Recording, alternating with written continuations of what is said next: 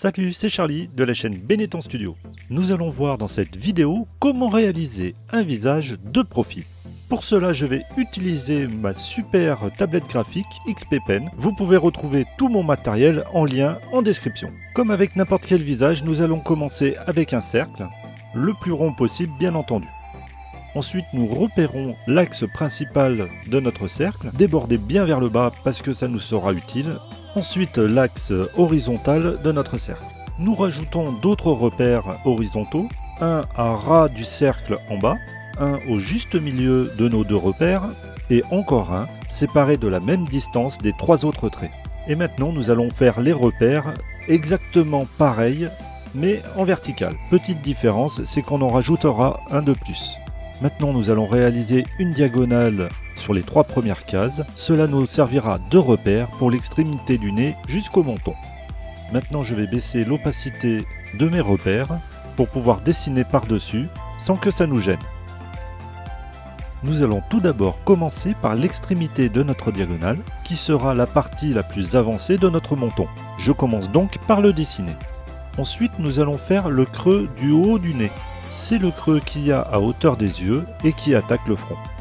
Pour le bout du nez, nous partons du milieu du deuxième repère. Vous voyez que je creuse bien le haut du nez et le bas du nez démarre bien en diagonale. Maintenant pour la lèvre, elle devra toucher notre diagonale ainsi que la lèvre inférieure. Je retouche un petit peu le haut du menton parce qu'il devrait y avoir un petit creux entre le menton et la lèvre inférieure.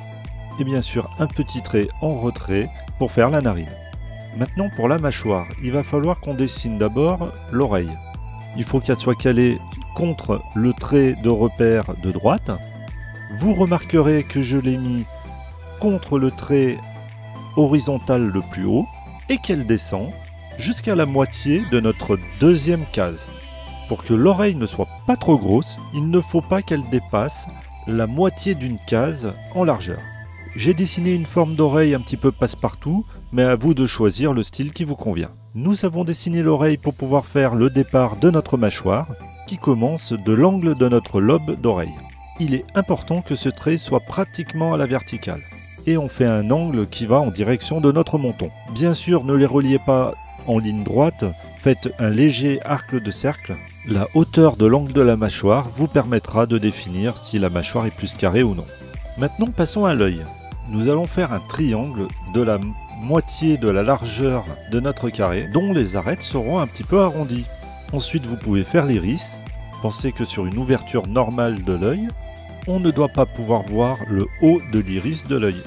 On fait deux petits traits pour représenter la paupière et ainsi donner une forme à notre œil. Et au-dessus, notre sourcil. Je peaufine mon œil en rajoutant une pupille, en épaississant les cils et en rajoutant un peu de reflet et un petit tracé sur l'iris. Ensuite pour le cou, on va partir de l'angle bas de notre repère qui croise la mâchoire et on fait un large arc de cercle et on descend pas vraiment tout droit. Ensuite de l'autre côté, nous partons bien en diagonale pour rejoindre notre arc de cercle, mais on fait un virage quand on arrive au troisième repère. Le tour de notre crâne n'est pas l'arc de cercle que nous avons fait au départ. Il faut faire un autre arc de cercle un petit peu plus grand qui va rejoindre la nuque qu'on a dessinée précédemment. Enfin, grâce à ça, vous allez pouvoir faire les cheveux. Alors là, c'est comme vous voulez, vous choisissez la coupe que vous voulez. Comme on a placé le crâne, on va pouvoir placer les cheveux au bon endroit. Il y a deux vidéos pour comment dessiner des cheveux sur ma chaîne. Je vous invite donc à aller les voir. J'espère que ce tutoriel vous a plu. Si c'est le cas, vous pouvez m'aider avec ma page Tipeee. Le lien est en description. Il y a même une nouvelle fonctionnalité qui vous permet de visionner quelques publicités. Cela ne vous coûte rien et ça m'aidera.